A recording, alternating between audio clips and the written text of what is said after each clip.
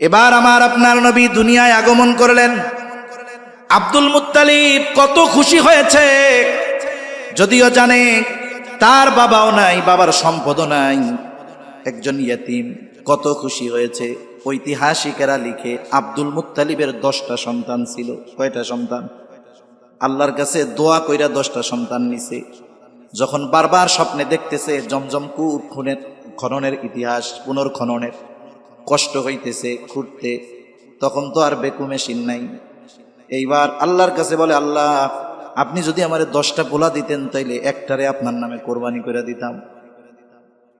আল্লাহ তাআলা 10টা সন্তান দিয়েছে তাকে। আব্দুল্লাহকে অনেক মোহাব্বত করতেন। এইবার মনে পড়ে গেছে, ওয়াদা তো করছিলাম একটারে জবাই দেওয়া, এখন দিমুকারে লটারি করে প্রত্যেকবার আব্দুল্লাহর নাম উঠে। এখন কি করবে? যেই কয়বার দেয় আব্দুল্লাহর নাম উঠে। লাস্টে যেই কয়বার নাম উঠছে প্রত্যেকবার নাম উঠার বিপরীতে 100 কইরা উঠ। প্রত্যেকবার নাম উঠলেই কত দেয়? 100 করে উঠ কোরবানি করছে আব্দুল মুত্তালিব। এত মোহাব্বতের সন্তান।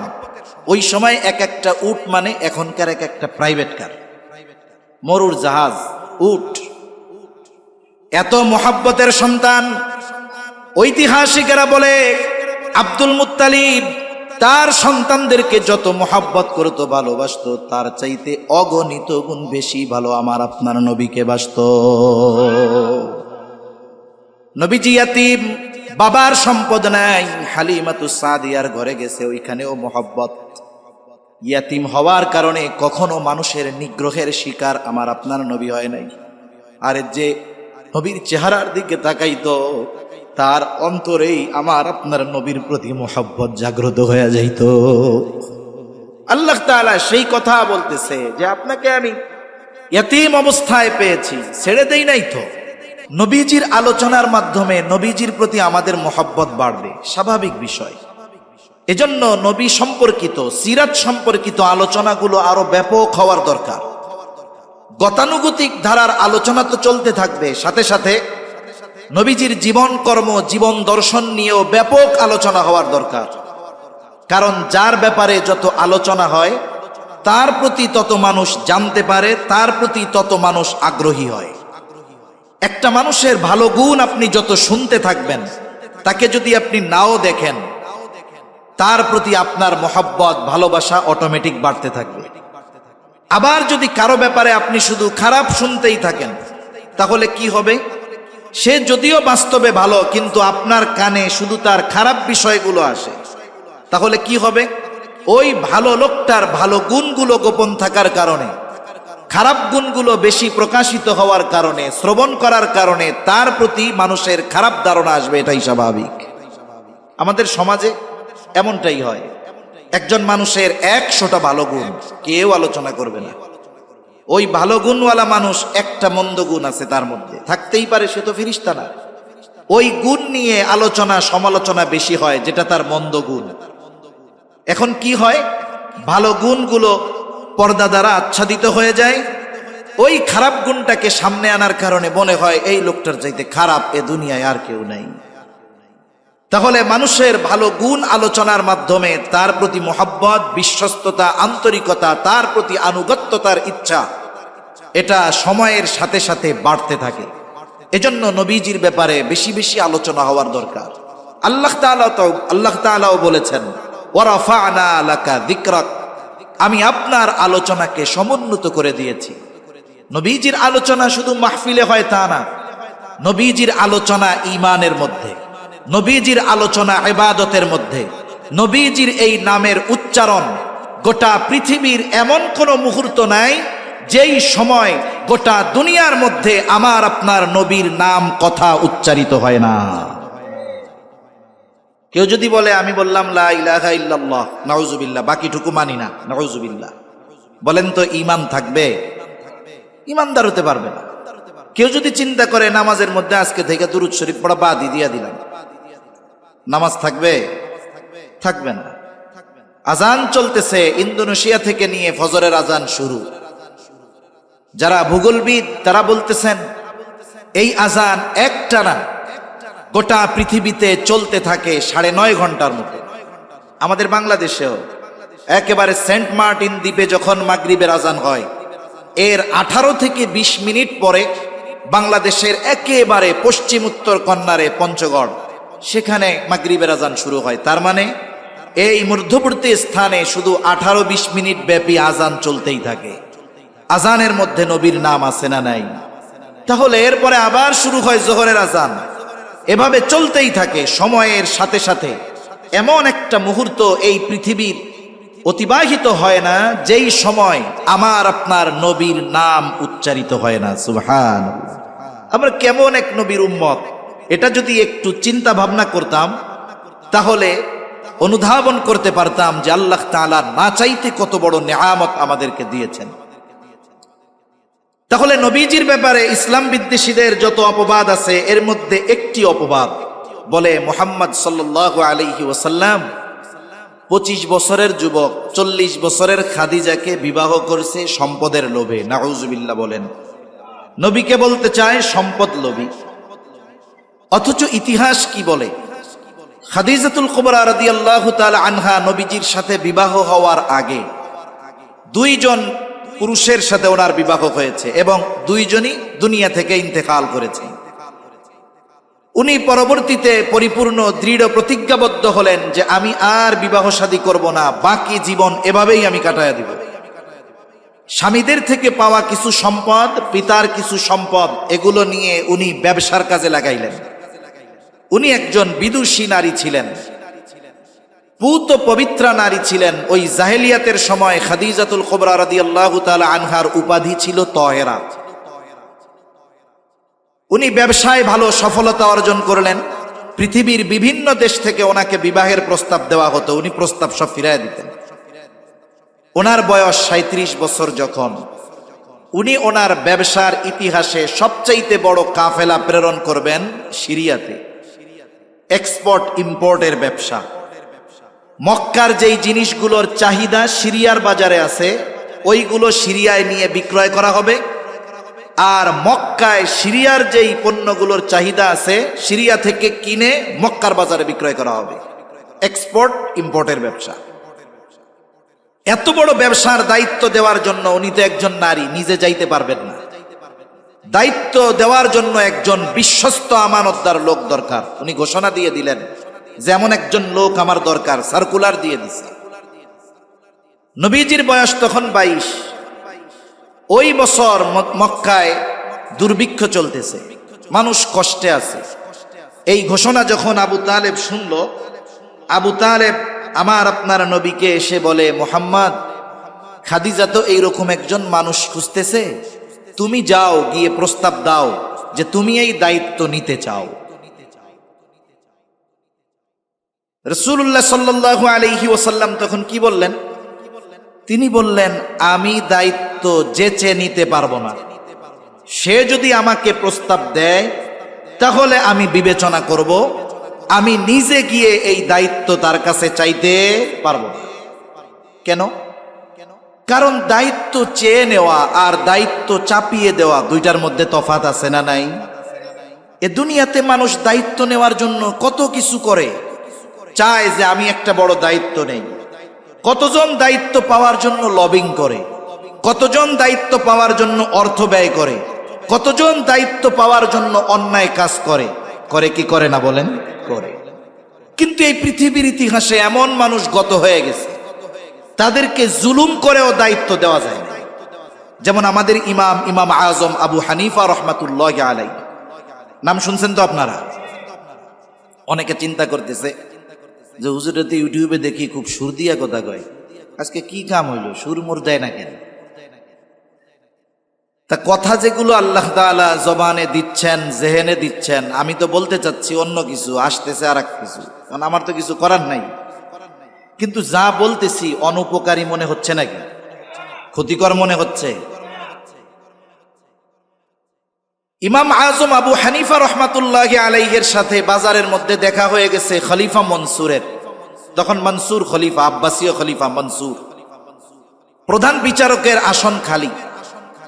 দেখা হইছে, সাথে সাথে প্রস্তাব দিছে, ইমাম আবু হানিফা আপনি প্রধান বিচারকের দায়িত্ব গ্রহণ করেন। কত বড় প্রস্তাব! ইমাম আবু হানিফার সাথে সাথে বলতেছেন এই দায়িত্ব আমি গ্রহণ করতে পারবো না। খলিফার ইগোতে লাগছে, আত্মমর্যাদায় লাগছে। আরে এই দায়িত্ব পাওয়ার জন্য মানুষ কত চেষ্টা করে, ফিকির করে, আর আমি দায়িত্ব দিতে চাইলাম, নিল না। রাগে চাবুক দিয়া বাড়ি মেরে দিছে। যখন রাজপ্রাসাদে ফিরে গেল, রাগ চলে গেছে।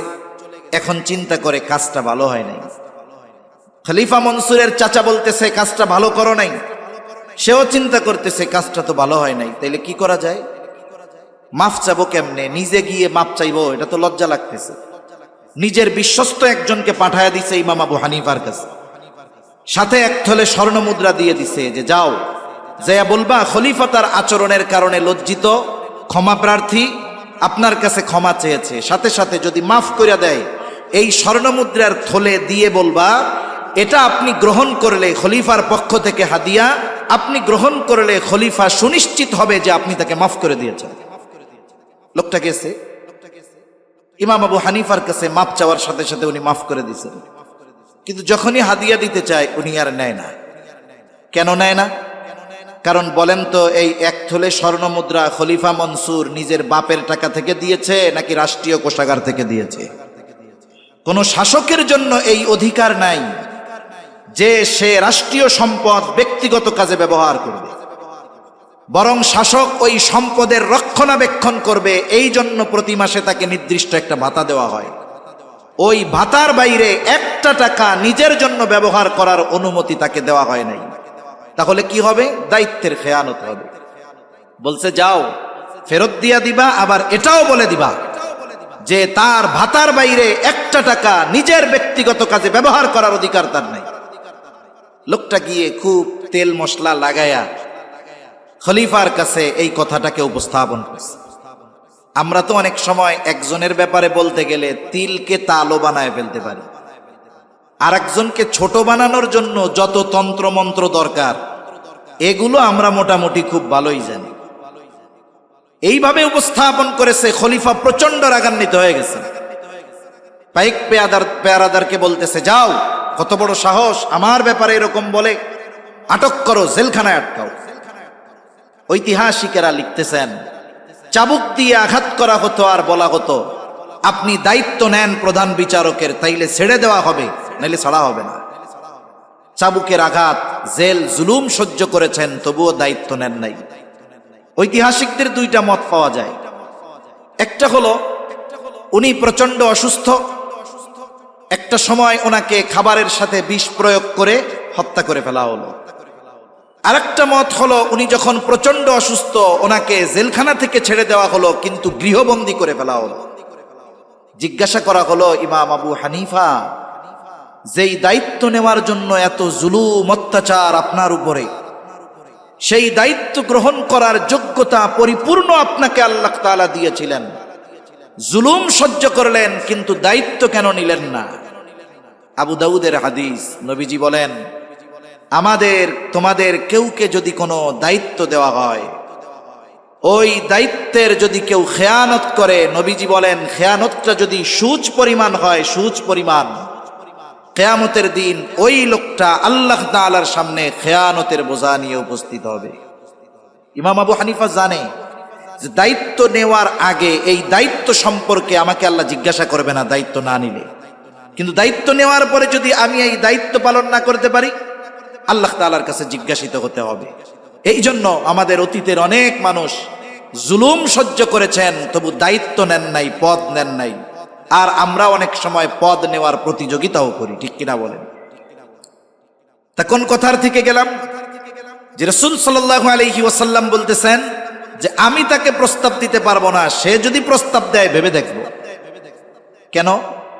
কোন দায়িত্ব যদি আমি আপনাদের কাছ থেকে চেয়ে নেই যে এই দায়িত্বটা আমাকে দেন, ওই দায়িত্ব চেয়ে নেওয়ার পরে ওই দায়িত্ব পালনে যদি কোনো ত্রুটি বিচ্যুতি হয়, আপনারা কি করবেন? আমারে বলবেন আরে হুজুর কাম কাজ পাও না, দায়িত্ব চাইয়া দাও, আবার পারো না পালন করতে, দায়িত্ব চেয়ে চেয়ে নিচ্ছ, তিরস্কার করবেন, কথা শোনাবেন। কিন্তু আমি দায়িত্ব নিতে চাই না, আমি চাই না দায়িত্ব নিব। আপনারা চাপায়া দিছেন, চাপায়া দেওয়ার পরে আমার দ্বারা যদি কোনো ত্রুটি হয়ে যায়, আপনারা বলার আগে আমি আপনাদেরকে জোর গলায় বলবো দায়িত্ব দিছেন কেন? ঠিক কিনা বলেন? কিন্তু যদি চেয়ে নেই, যদি ত্রুটি হয়, আমার বলার কোনো স্কোপ নাই, সুযোগ নাই। হযরত লোকমান আলাইহিস সালাম, পবিত্র কোরআনুল কারীমে ওনার নামে একটা সূরা আছে। উনি একজন প্রজ্ঞাবান ব্যক্তি ছিলেন। তাফসীরের মধ্যে আসছে ওনাকে নবুয়াত অথবা হিকমত এই দুটো থেকে একটা গ্রহণ করার সুযোগ দেওয়া হয়েছে। উনি হিকমতকে গ্রহণ করেছেন, নবুয়াতির মতো মর্যাদাপূর্ণ বিষয়কে উনি গ্রহণ করেন নাই। গ্রহণ করেছেন কোনটা? হিকমত। প্রত্যেকটা নবী পরিপূর্ণ হিকমতওয়ালা, কোনো সন্দেহ নেই। তাহলে উনি যদি নবুয়াত গ্রহণ করতেন, হিকমত এমনিই পেয়ে যাইতেন, কিন্তু নবুয়াত গ্রহণ না করে হিকমত কেন গ্রহণ করলেন? জিজ্ঞাসা করা হইল। তিনি বললেন, আল্লাহ তাআলা যদি আমাকে নবুয়াত দিতেই চাইতেন তাহলে দুইটা বিষয় আমার সামনে পেশ করে আমাকে বেছে নেওয়ার সুযোগ দিতেন না, বরং নিজের থেকে সরাসরি নবুয়াত আমাকে দিয়ে দিতেন। ঠিক কিনা বলেন? যেহেতু ওইভাবে দেওয়া হয় নাই, এখন যদি আমি নবুয়াত বেছে নেই তাহলে ওই দায়িত্ব আমার থেকে নেওয়া হবে। আমি যদি ওই নবুয়াতি দায়িত্ব যেটা আমি বেছে নিয়েছি এটা পালন করতে গিয়ে যদি কোনো ত্রুটি বিচ্যুতি হয় তাহলে আল্লাহ তাআলার সামনে জবাবদিহিতার কাঠগড়ায় আমাকে দাঁড়াতে হবে।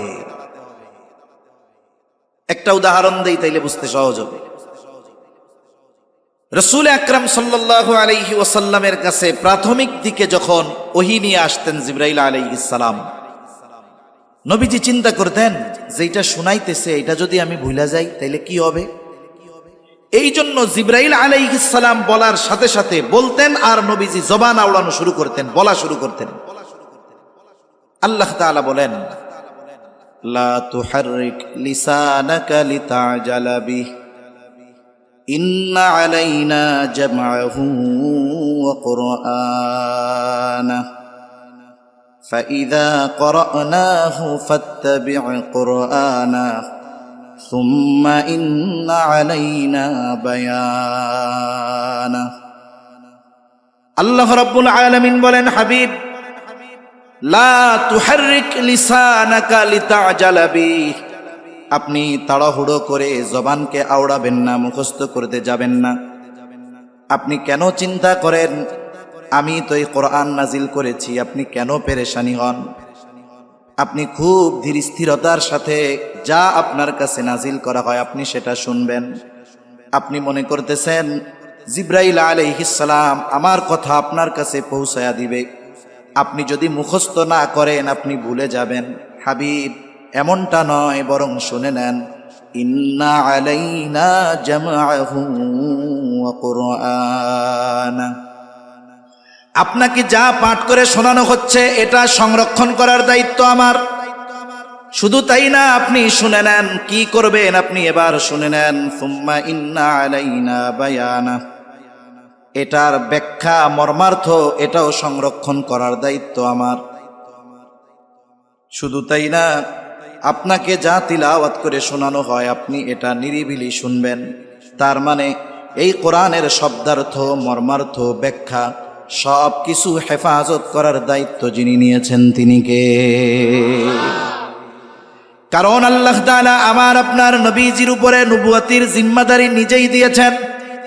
সুতরাং এই দায়িত্ব পালনে যত ব্যবস্থাপনা দরকার সব কিছু আল্লাহ তাআলা গ্রহণ করবেন। লোকমান হাকিম এই জন্য নবুয়াত নিজের থেকে বেছে নেন নাই। যে কথার থেকে লম্বা কথা বললাম, দায়িত্ব চাপায়া দেওয়া আর দায়িত্ব নিজে চেয়ে নেওয়া বিষয়টা এক নয়। নবীজি বলতেছেন, চাচা আমি দায়িত্ব তার কাছ থেকে চেয়ে নিতে পারবো না, সে যদি আমাকে প্রস্তাব দেয় তাহলে আমি ভেবে দেখব। এত বড় অফার, হয়তো অন্য কেউ গিয়ে খাদিজার কাছে নিজের জন্য দায়িত্বটা চেয়ে নিতে পারে। আবু তালেব খাদিজার বাড়িতে চলে গেলেন। খাদিজার কাছে গিয়ে বলতেছে, খাদিজা, জানতে পারলাম আপনি আপনার ব্যবসায়ী কাফেলার জন্য একজন বিশ্বস্ত মানুষ তালাশ করতেছেন। সেই বিশ্বস্ত মানুষ যদি আমার ভাতিজা মুহাম্মদকে দেওয়া হয়, দায়িত্ব দেওয়া হয়, আপনি কি সম্মত আছেন নাকি? খাদিজার চেহারার মধ্যে চিন্তার ছাপ ছিল। যখন শুনতে পারলো মুহাম্মাদের কথা, সাথে সাথে চেহারা থেকে চিন্তার ছাপ দূর হয়ে গেল। কিছু বলার আগেই আবু তালেব বুঝতে পেরেছে এই প্রস্তাবে তিনি সম্মত আছেন। খাদিজা এবার বলে, এই দায়িত্ব যদি মুহাম্মদ গ্রহণ করে এর চাইতে উত্তম আর কি বা হতে পারে। তার মানে খাদিজাও আশা করে এরকম লোক। আবু তালেব এবার বলতেছে, তবে সমস্যাটা হলো আপনি যদি নিজের থেকে মুহাম্মদকে প্রস্তাব দেন তাহলে সে হয়তো দায়িত্বটা নিতে পারে। খাদিজা তখন কি বললেন? খাদিজা তখন বললেন, আবু তালেব, মুহাম্মদ ব্যতীত আপনি যদি অন্য কারো ব্যাপারে আমাকে এমনটা বলতেন, আমি কশ্চিনকালেও মুহাম্মদ ব্যতীত অন্য কারো কাছে এই ব্যাপারে প্রস্তাব দিতাম না। তাকে প্রস্তাব দিতে আমার কোনো অসুবিধা নেই। এইবার খাদিজা আমার আপনার নবীকে প্রস্তাব দিলেন। আমার আপনার নবী দায়িত্ব গ্রহণ করলেন। কাফেলা রওনা হয়ে গেল। কাফেলার মধ্যে ওই কাফেলার খেদমতের জন্য খাদিজা দায়িত্ব দিয়ে দিল মায়সারাকে, তার গোলাম। মায়সারাকে খাদিজা বলতেন মায়সারা হলো আমার চোখ। এতটা বিশ্বাস তিনি করতেন তাকে। তার মানে মায়সারার দেখা আর আমার দেখা একই, মায়সারার বলা আর আমার বলা একই। মায়সারাকে দায়িত্ব দেওয়া হলো যে সবার প্রতি খেয়াল রাখবা, বিশেষ করে মুহাম্মাদের ব্যাপারে খেয়াল রাখবা। আমার আপনার নবী সিরিয়া চলে গেলেন। যে পণ্যগুলো নিয়ে গেছেন প্রায় দ্বিগুণ লাভে নবী বিক্রয় করলেন। আবার সিরিয়া থেকে যেই পণ্যগুলো কিনে আনলেন মক্কার বাজারে ওই রকম প্রায় দ্বিগুণ লাভে নবীজি বিক্রয় করলেন। লম্বা এক সফর শেষে নবীজি আসছেন। খাদিজার কাছে সব কিছু বুঝাইয়া দেওয়া হলো। খাদিজা মায়সারার কাছে গোটা সফরের কারগুজারি শুনতে চায়। কারগুজারি শোনাইল। বিশেষ করে আমার আপনার নবীর ব্যাপারে কয়েকটা আশ্চর্যজনক ঘটনা সে বর্ণনা করলো। একটা ঘটনা সে বলতেছে, গোটা আকাশের কোথাও কোনো মেঘ নাই, প্রচন্ড রোদ, কিন্তু মুহাম্মাদের সাথে যখন আমরা পথ চলতাম সব সময় এক খণ্ড মেঘ মুহাম্মাদকে সব সময় ছায়া প্রদান করত। এটা ছিল দুইজন ফেরেশতা, তারা তাদের ডানা দিয়ে নবীজিকে রৌদ্রের কষ্ট থেকে হেফাজত করতেন। আবার আরেকদিন ঘুমায় আছে মুহাম্মদ গাছের ছায়ায়। স্বাভাবিকভাবে সূর্য যখন সরে যাবে গাছের ছায়াও সরে যাবে, এটাই স্বাভাবিক। কিন্তু সূর্য সরে যায়, গাছের ছায়া সরে না। কি ব্যাপার? কাছে গিয়ে দেখি সূর্য সরে গেছে ঠিক, কিন্তু গাছ তার জায়গা থেকে সরে নাই। গাছ বাঁকা হয়ে আমার আপনার নবীকে ছায়া প্রদান করতে থাকে। আর এক জায়গায় নবীজি বিশ্রাম নিচ্ছেন। ওইখানে মায়সারার সাথে একজন পাদ্রীর দেখা হয়ে গেল। পাদ্রী মায়সারার কাছে জিজ্ঞাসা করে, কে ওই যুবক, নাম কি, বংশ কি, বাড়ি কোথায়? বিস্তারিত সব কিছু জানার পর ওই পাদ্রী মায়সারাকে বলতেছে, এই যুবক ভবিষ্যতে হয়তো নবী হবে। এই কথাগুলো যখন খাদিজার কাছে বলা হলো, খাদিজার ওই যে চাচাতো ভাই আরাকা বিন নাওফেল, ওই সময় তিনি তার কাছে গেছেন। যেই রকম কোন খবর টবর আছে নাকি, তুমি তো বড় আলেম বিজ্ঞ মানুষ। আরাকা বিন নাওফেল জানায়া দিল, হ্যাঁ, ওই সময় নিকটবর্তী, এমন একজন মহামানবের আবির্ভাবের সময় নিকটবর্তী হচ্ছে। খাদিজাও চিন্তা করতেছে হয়তো সে হতে পারে সেই মহান ব্যক্তি। এইবার খাদিজা বিবাহ করতে রাজি ছিল না, কিন্তু নবীজির প্রতি তার একটা দুর্বলতা কাজ করা শুরু করলো। বান্ধবীদের মজলিসে খাদিজা বারবার শুধু আমার আপনার নবীর প্রশংসা করে। বান্ধবীরাও বলে, কি ব্যাপার, তুমি শুধু মুহাম্মাদের এত প্রশংসা করো কেন? তোমার কি মুহাম্মাদকে পছন্দ হয় নাকি? যদি পছন্দ হয় তাহলে তাকে তুমি বিবাহের প্রস্তাব দিয়া দাও। ওই সময়টাকে আমরা জাহেলিয়াতের সময় বলি। অথচ দেখেন ওই সময়ে বিধবা বিবাহ করাকে খারাপ কিছু মনে করা হইত না। বরং এরপরে তো নবীজি বিধবা বিবাহ করার ফজিলতের কথাও নবীজি বলছেন। আবার যদি বয়সে কেউ বড় হতো, কোন নারী বড় হলে, বয়সে বড় হলে তাকে বিবাহ করাটাও খারাপ কিছু মনে করা হতো। কিন্তু এই সমাজে কোন যুবক যদি বলে যে আমি অমুকরে বিবাহ করতে চাই, তার দুইটা স্বামী ইন্তেকাল করছে, এখন তার একটু বিবাহ করতে চাই, মা বাবা যদি আল্লাহর ওলিও হয় হার্ট ফেল করে পড়ে যাবে যে না না না, এই কাম তুই করিস না, ইজ্জত যাইব গা। এটা আমাদের নিচু মন মানসিকতার কারণে। এজন্য ওই সময়ও বিধবা বিবাহ করা খারাপ কোনো কিছু ছিল না। আবার যদি বয়সে বড় হয়, এক্ষেত্রেও কেউ মাইনা নিতে চাবে না, বরং বন্ধু বান্ধব যারা আছে তারা বলবে ভালোই হইছে, তোমার বউরে ভাবি বলবো না দাদি বলবো টের তো ভাই না, বয়সে বড় যে। আবার যদি বাচ্চা কাচ্চা কোনো থাকে তাইলে বলবে যাক খালি বউ পাও নাই, সাথে একটা ফিরিও পেয়ে গেছে। এই কথাগুলো আমাদের নিচু মন মানসিকতার পরিচয় বহন করে। এই যে গতদিন একটা ঘটনা ঘটছে, সেই সুদূর সিলেটে এক আলেম, তিনি দ্বিতীয় বিবাহ করেছেন। যতদূর আমি লম্বা অনেক কিছু জানি না, যতদূর শুনলাম অনলাইনে ফেসবুকে দেখলাম যে প্রথম স্ত্রী যিনি, তিনি নিঃসন্তান, সন্তান হয় না, এই কারণে তিনি দ্বিতীয় বিবাহ করেছেন। এই দ্বিতীয় বিবাহ করার কারণে প্রথম স্ত্রী স্বামীর উপরে এতটা রাগান্বিত হয়েছে, রাতের বেলায় তাকে অচেতন হওয়ার জন্য কিছু খাওয়াই দিছেন খাবারের সাথে। যখন তিনি অচেতন, তাকে শ্বাসরুদ্ধ করে হত্যা করে খাটের নিচে ফালায় রাখছে। পরে বাপের বাড়ি গিয়ে, শ্বশুর বাড়ি গিয়ে বলতেছে খুঁজা তো পাওয়া যায় না। এরপরে খুঁজে খুঁজে ঘরের মধ্যে পাওয়া গেছে। তা এমন এক অবস্থা, ওই সময় এটাকে খারাপ কোনো কিছু মনে করা হইতো না। আর খাদিজার চরিত্রের সৌন্দর্যের ব্যাপারে তো আরবের মানুষই বলছে তিনি তাহেরা, পুত পবিত্রা।